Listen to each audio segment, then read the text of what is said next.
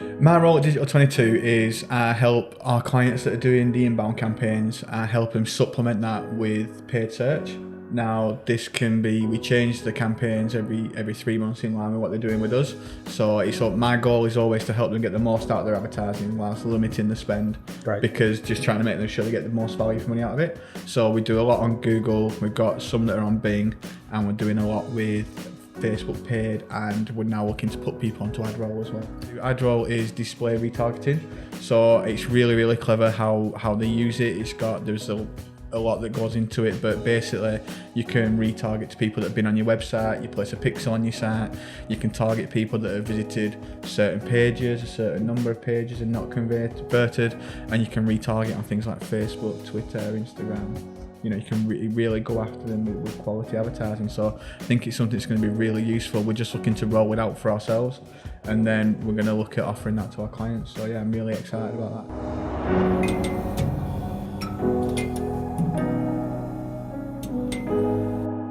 Before I came to Digital 22, I was at a national car leasing company, managing their paid search. I was only there actually for about 10 weeks before I got offered the job at Digital 22, and I just thought that it was too good a chance to turn down. And before that, I ran my own agency for seven years. So okay. I've been in actual paid search for around 10 years. Kind of fell into it really just because I like data. I like advertising. I can write adverts. Writing paid ads is a skill because you only get like 30 characters, 90 characters. So writing the copy, getting the call to action in there, and making it sound legible. You know, it's a tough skill, so not everyone can do it. Some of the ads you see out there, you know, they're not great, but that's how I got into it. And then I started getting my qualifications with Google, experience in managing accounts, and then it's just snowballed from there, really. What kind of money were these clients spending on their PPC spends monthly? Yeah, when I was at the leasing company, there was like over £1 million a year. Ooh, okay, so it's big. Yeah, that's big money really when it comes to it. But I know there are jobs out there looking for people who are managing like £200,000 a month spend. Yeah, and that's like, when you think about it, that's like, you know, 2.4 million a year. So that's big budget. But then when I had the agency, we had clients who spent anywhere from £200 a month selling bonsai trees up to £60,000 a month selling everything from classic cars to envelopes. Yeah, well, like you're similar to me, Chris. You're getting on a bit now. You've been in the game a while. Oh, all right. Yeah. Not neat. It's not as cheap as it used to be. What's the state of PPC now? As in, like, the cost, is it what it used to be to now? There's so many other channels out there, such as social. Is it still worth doing? It's massively worth doing. At the minute, Google are doing a lot of testing with the landing pages, so they're showing more and more adverts. And if you look, the click-throughs coming through from organic are probably going down a little bit because Google keep playing with the homepage. There's a reason that Google makes $100 million a day from paid search. Is because it's an absolute monster. So it works, and if you want it to work, you need to be there. The fact of the matter is that with SEO, you can spend 12 months doing everything right, but then someone can go away, build a campaign, and in 4 hours they're above you on the search engine. Now, they might not be above you organically, but when someone searches, and if they do their everything correctly, they can take up so much room on that screen. Yeah. And then it's really difficult to find everything that you've worked so hard for. $100 million a day. Yeah, and as well, it's going to be going up because Google in itself is an absolute monster. And you, in theory, you're paying for something that you never own. You're paying for real estate on someone, whether it be a monitor, a mobile phone. And then once you're there, it's up to us, up to yourself, just to engage with the customer, potential customer, and try and make them click through to your site. Yeah, I went to an event you spoke at a couple of weeks ago in Manchester, and I remember you putting that stat on screen, and I was sat at the back of the audience, and everyone sort of gasped. Yeah, there was a little gasp. Yeah, people don't realise though, but Google's in every country. So apart from China, obviously. Yeah. But other than that, and there is Google Ads in every country as well. So. Every country does Google Ads, and if you just look at like the UK and the US alone, that market's absolutely massive. Okay, let's start off with some basics then. What if I'm an in-house marketer or a business owner, anyone listening to this, and I want to start doing Google Ads? Have you got any advice for someone just starting out? Yeah, take your time. Don't rush it at all. There's a lot of people out there who say they've got the right way, or this formula is the best to follow. There's a lot of free material online. There's a lot of stuff that Google put out there themselves. read that, learn the best practices. But there's a lot of people out there on Twitter, things like, there's a lot of PPC blogs you can follow. And there's a lot of free information out there to read. So try and absorb as much of that before you try and do it, because there is a reason there are professionals that do it. Yeah. Because, it's not easy to do. And if you do get it wrong, then it can turn into a little bit of a money pit. And that would be why Google makes so much money every day off Google Ads. Okay. So just take your time. Take your time building your campaigns. Do the basics right. You can never neglect the basics when you do Google Ads, because what are them basics? Just making sure you've got your ad structure set up properly. So you've got your ad groups. You've always got to split the match types to make sure they can work properly. Make sure you use your negatives to make sure that they're not cannibalizing each other. Can you explain what negatives are for the people who don't know? Of course. So personally, I like to use exact matches and broad match modified. Okay. So then if we've got these two as an ad group, then I'll always add the exacts as a negative to the broad match modified, so they're not showing for the same terms. So that gives us more scope with these one than you get on a phrase match. Okay. And you've also got the control with the exact.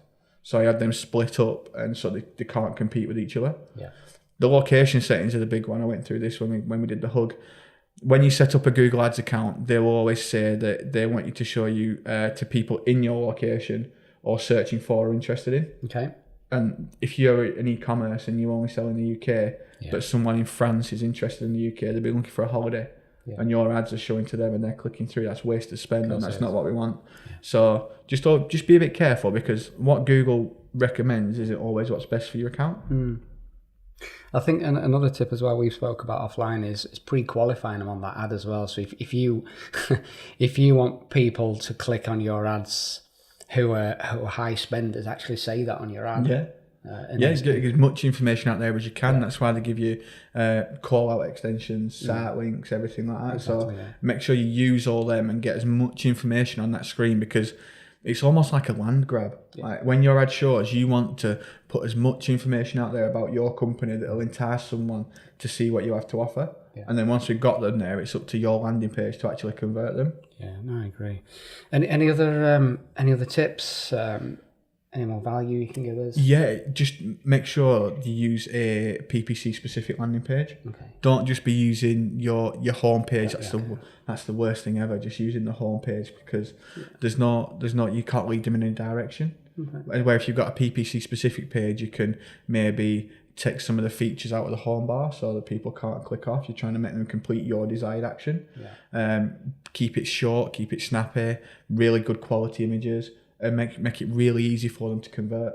So if you want them to sign up to a booklet, for example, you want them to download a piece, when it's on there, have it on the right hand side. Download this free guide, get our free ebook, free report, whatever, and just make sure it's there and it's really, really easy for them to get that. When should they be checking in and checking these ads? Every day, daily, every day, every day. You've got to check for anything that's changed. You don't know if, for example, if there's been something that's happened in the news that's made one product become in the news, it's gone really popular. You might want to just check that and make sure that your presence is there for that. Or again, I check our advertising on Christmas Day, make sure all the bids are there, because people never stop. The world. It's like when I was a kid, I seem to remember that around Christmas, when I was off school, everyone seemed to stop for like 2 weeks.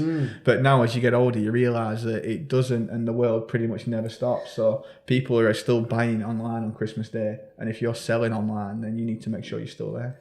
Let's go a little bit deeper on that. So seasonality then. You're massively when are good times and bad times. Really. If you've got a product where you can do a sale, for example. I used to work for a client that sold bonsai trees, and over Christmas he'd get so many orders from banks, because these are corporate gifts to their Far East customers, and they loved that. So around October, November, we'd really ramp up his advertising to make sure he was there. You've got everything like that. You've got seasonality, you've got everything that happens in the news. All this needs to be taken into consideration. You've got things like life events, like people when they do it around as a wedding or stuff like that. All that factors in. The worst one can be if the weather's really good for like a week, then you'll find your sales dipping because there's just no one there, no one's in. Everyone's out at a barbecue whilst they can. So it's a really, really tough one. You just got to stick to what you know and make sure that you're doing everything that's worked for you, because then obviously it'll always come round. What's been one of the most successful campaigns you've ever run in your 10 years? I put you on the spot here, but I'd just be interested to know. Yeah, I actually did one before for a security company, and they actually sold dummy cameras. Believe it or not, and they were literally just plastic, and they had a little LED in, and they had a timer, and they moved every so often. And he sold absolutely loads, and we only had him up for about a month, and then he was like, "I've run out of stock." Just ran out of stock. Yeah, so we had to buy some more. But yeah, it can be literally anything. The client I used to work with who sold bonsai trees, he only needed to sell like 3 or 4 trees a month because he grew them himself. Right. So it's absolutely pure profit. Yeah. So it all depends. It all depends on the goal for the campaign as well. Most goals are different. Not everyone's e-commerce. Some people are, download or, awareness and try and get them in the funnel and then start, nurturing them that way. So it all depends. Okay. I mean, let's touch on more advanced stuff now, such as remarketing. Maybe you could explain what that is and how we do it and how we do it for clients and how valuable that is. Yeah, I mean, with remarketing, it's a really big thing now, but sometimes I think people get lost in all the new buzzwords. Like everyone's all about remarketing, insight audiences and all this, and it's just, if you're not doing the basics right, then none of these will work for you. So once you've got a grasp of your account and it's working well, and then you feel like you're ready to remarketing is brilliant because you put the code in your analytics and on your Google ads, and then once people have maybe been on your website and they've not completed and they've gone to a different site, then your ads will show up with display advertising just to try and entice them back in. So it's a really everyone's doing remarketing now. So it's and you really don't even know you're getting remarketed to. You're really bad for buying online. You're like the worst that I know. So I know you'll have been done by remarketing. So you've been on something and then you clicked it off thinking, I'll get back to it later. And then before you know it, you're on a different website. Well, we were chatting about it years ago. I mean, they're still amazing at it now, but there were pioneers, which were Amazon and eBay. Oh, massively, They were the guys back in the day. But I'm getting retargeted a lot with my last 3 sales online have been through Instagram ads, I'll be honest with you. So an event, I bought a jacket and then something else all through Instagram ads. So that's especially now it's been bought by Facebook as well. It's just going to get bigger and bigger. And on Instagram now, you don't even need a website to sell. You can do it through your Insta shop. But you look at like Amazon and eBay, they spent so much money testing their buy now button. That's why they're always like orange, green, because there's been so much money spent on testing things like that, like A/B testing. And Google, they spent, I think it's something like 400 million in testing the colour of the blue. They got on a segment to blue, didn't it? They went for the G. So but you don't realise. I think I went on a UX course, and Booking.com, whenever you're on any page, they're running like 25 tests at any one point. Booking.com. Imagine how much revenue daily there. But it's just, I mean, they're probably one of like Airbnb are like the world's largest hotel provider with no hotels. You've got Uber, they're the world's largest cab company with no cars. No cabs, yeah. So it's just, everything is switching to online through an app. Okay. So what about, I know I keep prying you for more information, but that's what you're here for, I guess. Any sort of more key takeaways for listeners? Anything you found what really works over the years they can implement in their ad campaigns? Yeah, they've really got to take the time with it. I mean, everyone goes on about Google as being like a quick win.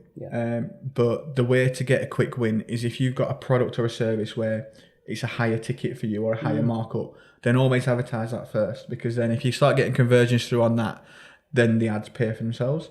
So if you've got something where maybe you've got an 80% markup and something where you've got a 60% markup, we'll go with the 80% first, we'll market that. And then when we start getting conversions in on that, it gives us more money then to work with on the other products. Because you might have other products where, it's a longer process and everything like that. But if we've got stuff that we can go out there, and that should be seen as the quick win, not the actual ads itself.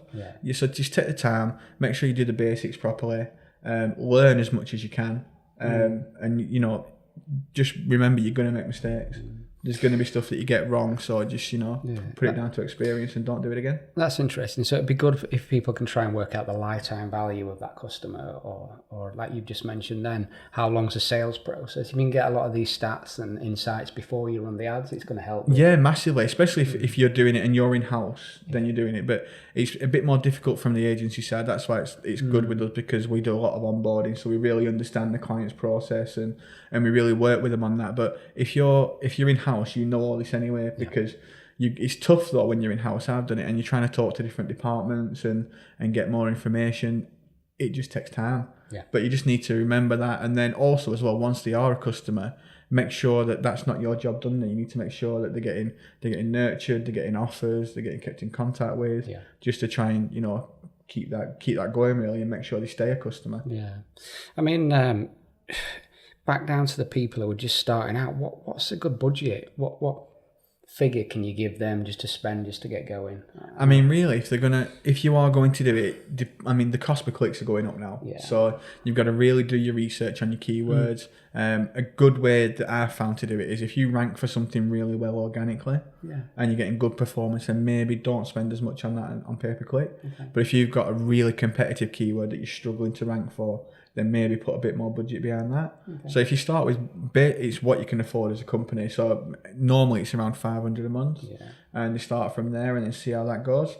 The worst thing with Google is like if you actually manage to get a Google rep, because they're a bit rarer now unless you're spending the big money. But they'll always just say, have you up your cost per click? And that's not always the answer, because before you know it, you can be spending, £1.50 a click, and it's really not working. Okay. If you get 30 clicks in that day, that's £45. Yeah. And then over a month, that could be a lot of money, and your budget's gone before you know it. Your budget's gone. What I'd like to do as well, I really enjoyed your talk over in Manchester. I know Alex filmed it. I think we're editing that, aren't we, Alex? We'll put that in the show notes. Trying to make me look good. Yeah, make him look good. We're going to put that in the show notes. Also, your slide deck as well. Let's put that in. So if anyone wants any more information, Chris did a great talk. Please go down to the show notes there and take a look. So we're going to wrap it up. Let's have one more key takeaway for listening. Have you got anything else? I'm really pushing you hard. But... just make sure you use everything that's there. Don't just do one thing. Like Google do display advertising, they do search. If you're going to do a display and a search campaign, make sure you split them up. Yeah. It's not a one size fits all. So make sure you split them up, do them all separately. If you're going to do retargeting, look at doing it on Google, because that's a brilliant thing. Once you've done that, make sure you use the audience insights, because it's a really good way to get some very cost effective clicks. Okay. Because these people are already interested in certain products. Okay. And just make sure you're tracking everything. If without tracking, it's not worth. Link it. The best way that I found to do it is to set up your goals in Google Analytics first, because they'll never match 100%, and Google tell people that themselves. But at least if you've got them set up in Analytics first, you're getting the same figures when you're doing all your reporting. And without figures, the ultimate goal of ads is profit. Yeah. And without the figures and the tracking, then we don't know about any profitability. Great. Well, thank you. I just want to say thank you to you, especially. You did the public speaking thing a couple of weeks ago, out your comfort zone. That's the first time you did it. You smashed it. This is the first podcast you've done. It is, yeah. We're trying to get more of our team on podcasts. So thank you for setting the stall out there. No worries. And also congratulations on this behind us here, which is our five-a-side football tournament. It is. Do you want to tell the guys what happened there? It was a momentous day. 7 warriors went into war. Yeah. None of us could walk the day after, or the Monday. But no, it was everyone marketing in Preston. They set up a five-a-side tournament for agencies, and we seen it on LinkedIn, and there was a space left, luckily enough. So. Yeah. We got a last minute kit. We turned up in the same colour as someone else, which is always a bit awkward. Yeah. But we won our first 4 games without letting a goal in, I think. Yeah, amazing, And then we got beat, I think it was 3-2 and 2-0, but then we beat those 2 teams in the semi-final and the final. Absolutely chuffed a bit. So, we were. It was good. Some big guys there. We rocked up, and somehow we won it. We're over the moon, aren't we? Yeah, that guy in the final just kept booting the ball at us. But we've been, like Chris said, we've been in agony all week. Painkillers, backaches. Ibuprofen everywhere. But listen, thank you so much. No worries, thank you very much. Really appreciate it. And if you've got any questions as well, put them in the comments, email us, check out Chris's video slides. And we've also got a private Facebook group as well, which is Inbound After Hours. If you want to subscribe to that as well, loads of good stuff's going off in there. Thank you so much, and see you next week. Take care. Bye.